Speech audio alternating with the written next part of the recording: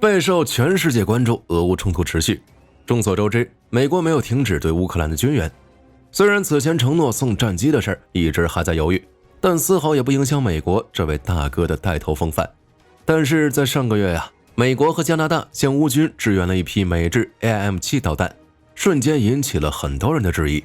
二战时期的炮弹上21世纪的战场，莫非这是在开玩笑吗？这大哥当的可真够敞亮的。AIM-7 可能很多人比较陌生，但是如果说麻雀导弹，想必大家肯定有所耳闻。麻雀是美国首款用于实战的中距离空导弹，始于1947年。二战结束后的几次战争，比如中东、海湾，再到如今的21世纪，麻雀导弹无所不在，几乎统治了大半个世纪的空战战场。单从它主导战场的时间跨度来看，这颗导弹绝对不简单。可能有人会说，再简单，它不也是二战末期的产物？在现代战场上能发挥什么作用呢？难道它有黑科技不成？嗨，这话算是让你说对了。麻雀虽小，五脏俱全，它还真有黑科技。二战末期，盟军掌握了制空权，走下坡路的纳粹德国开始寻思，怎么才能把盟军的飞机打下来呢？当时战斗机的机载武器都是大口径机枪和机炮，属于典型的格斗武器。子弹还有炮弹发射之后能不能打到敌机，全得靠上帝，拼的就是数量和运气。打到了纯属侥幸，打不到也完全正常。那么在这种背景下，德国想要制造出大批战机占据数量优势已经不可能了。想夺回制空权怎么办呢？除非让炮弹在空中拐弯。这一想法在当时看来几乎是不可能的，炮弹怎么会拐弯呢？对不对？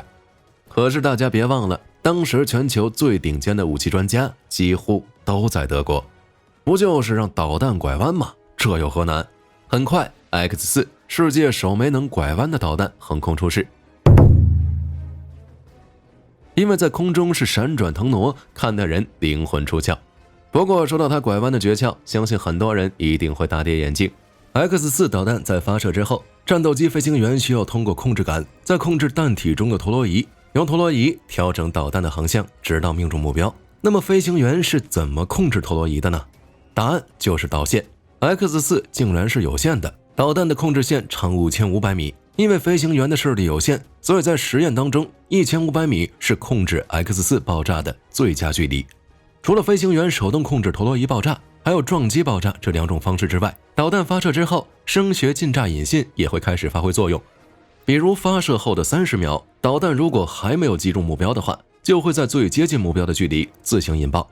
以上的这些技术在今天看来稀松平常，特别是导弹后面带着一根长线，甚至看起来还有些搞笑。但是对于那个时期来说，每一项技术都是世界顶尖。好在这枚导弹最终没有投入实战，最大的原因就是驾驶着飞机躲避敌方炮火的同时，还能专心瞅着导弹，控制导弹的方向。任神仙他也做不到啊，更何况是人呢？所以X4 最终停留在了实验阶段。二战结束之后，美国和苏联同时获得了 X4 的技术，最主要的是导弹拐弯的灵感。那么接下来还让导弹拉着一根线，明显不符合这两个国家的审美要求。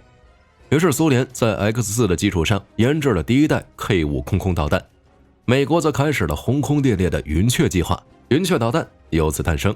无论是苏联的 K5 还是云雀，采用的都是架数引导，就是由导弹自行测量弹体是否偏离了战斗机雷达波束中轴线，然后根据预设程序控制弹体内的陀螺仪，让弹体始终处于雷达波束当中。简单来说就是，只要战斗机的雷达始终照射着目标，导弹就很容易命中。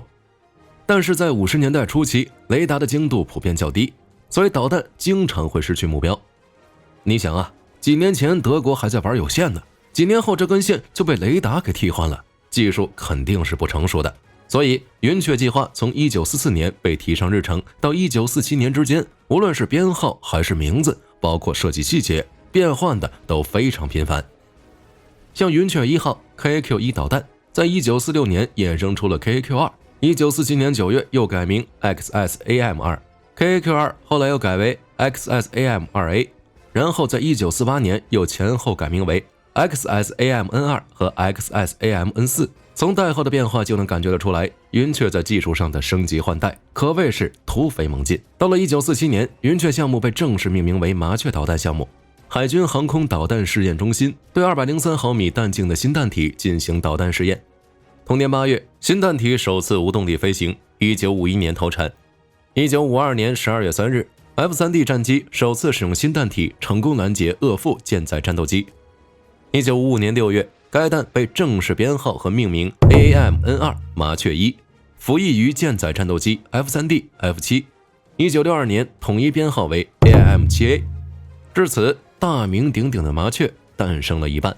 为什么说只诞生了一半了呢？咱们先要说次要原因 ，AIM-7A 采用的是架数制导。咱们上面说了，雷达精度是一个大问题，所以在1962年 AIM-7A 就停产了，最终只生产了2000枚。主要原因是这个时期一种新的思路成熟了，那就是半自动雷达制导。半自动雷达制导是由战斗机自动设雷达波束照射目标，导弹上的引导头自动测量目标反射信号，从而控制导弹飞向目标。也就是说，用雷达照射目标的活不用飞行员干了，飞行员只需要让敌机暴露在雷达范围之内就可以了。有了这种导弹，靠架数引导的麻雀1自然也就没必要生产了。不过，虽然这种制导方式比架数制导要准确，但半自动制导还是存在着多普勒效应带来的误差。飞机发射的波束从目标返回来的频率是会变化的，而且飞机、目标、导弹三者之间的相对速度又没什么固定的规律，战机一会儿高一会儿低，一会儿快一会儿慢。至于雷达回波落在什么频率上，根本就没有办法精准预测。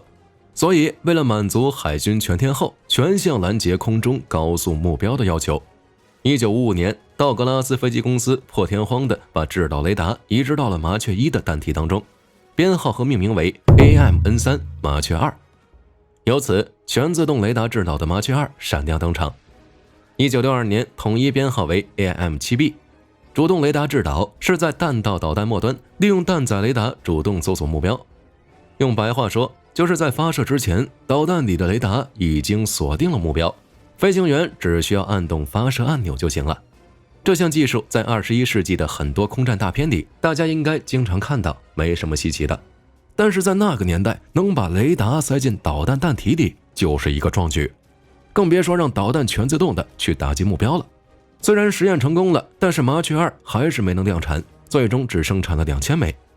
1959年，计划被美国军方取消。从这可以看得出来，麻雀2在研发上的难度。在实施麻雀2计划的同时，国海军航空局还和雷神公司签了一份合同。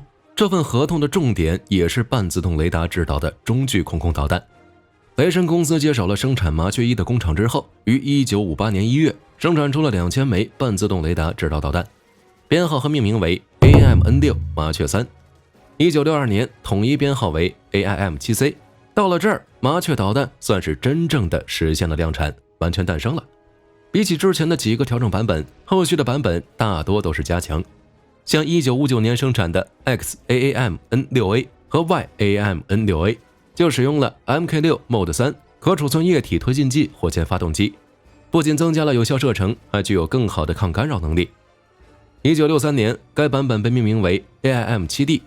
1963年 AIM-7E 版本开始生产，这个版本使用了新的推进系统，由洛克达公司制造的固体燃料火箭，代号为 Mk38。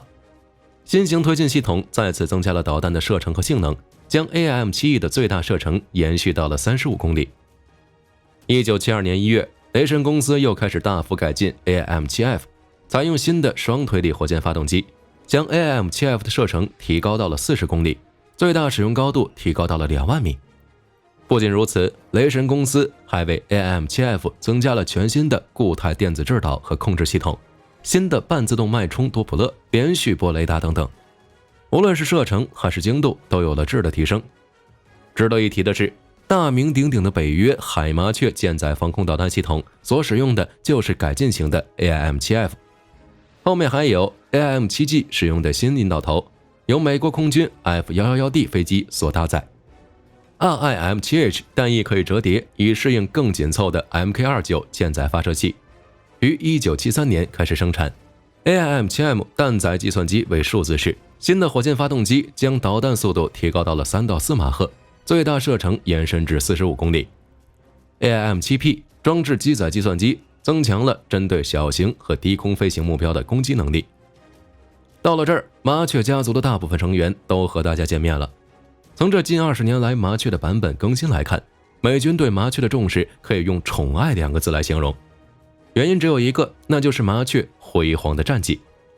在沙漠风暴行动当中，美空军一共发射了71枚 AIM-7， 共击毁伊拉克战机26架，命中率高达 37%。 这个命中率对于当时的空战来说，绝对可以用恐怖来形容。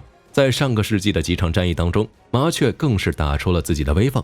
后来像英国的天空闪光空空导弹和意大利的阿斯派德空空导弹，无论是性能还是作战模式，都参考借鉴了，甚至说模仿了麻雀，也让麻雀成为了全世界为数不多的明星武器之一。可就在麻雀备受瞩目的时候，意外出现了。上个世纪90年代，美国突然停产了这颗空战之星，这又是为什么呢？原因有2个。麻雀在实战中表现虽然很亮眼，但是美国军方并不满意，因为麻雀毕竟是半主动制导体系的导弹，战斗机的航电系统本来对导弹提供的制导距离就受到了限制。更要命的是，引导导弹飞向敌机的过程中，飞行员必须保持敌机处于自身雷达的范围之内，这就对战斗机的机动动作造成了某些限制。稍有幅度过大的动作，就可能使得己方雷达难以锁定敌机。所以在麻雀命中敌机之前，飞行员都要保持一定的平飞状态。如果这个时候突然有其他危险逼近，比如另一架敌机或者导弹出现了，那么这个时候飞行员要么放弃已经锁定的敌机，要么冒险等着麻雀命中目标之后再处理危险，这就变得非常被动了。当然了，淘汰麻雀最主要的原因是 AIM-120 出现了。想必大家能猜得出来，这 AIM-120 8成是主动制导。没错，上个世纪90年代发射之后彻底不管的主动制导导弹 AIM-120 问世了。美国军工业随之终止了 AIM-7 麻雀的后续改良工作。按时间来算的话，麻雀导弹至今差不多有30多年没有过技术提高了。说完了麻雀的前世今生，接下来留给大家一个问题：向乌克兰提供这样一款性能落后，而且与乌军战机不兼容的美制导弹，美国和加拿大这是图什么呢？给大家提供一个思路，在许多北约国家海军的舰艇上，时至今日还留着麻雀改进而来的海麻雀舰载防空导弹。意大利更是粗暴，直接把阿斯派德导弹装进了发射箱，用于陆基防空，取名斯巴达。考虑到当前俄军在战场上大量使用巡航导弹、自杀式无人机和滑翔制导炸弹等武器，乌克兰军队的防空压力非常大。这个时候，美国拿出压积已久的麻雀空空导弹，首先肯定是清除了库存，这个是一定的。其次呢，如果乌克兰模仿意大利，将麻雀与地面发射车进行整合，也用于陆地防空，那么这一次的军援也算是一举两得。当然了，这只是火力军个人的想法。老实说，麻雀能不能在陆基防空中同样发挥的出彩，目前还不好下定论。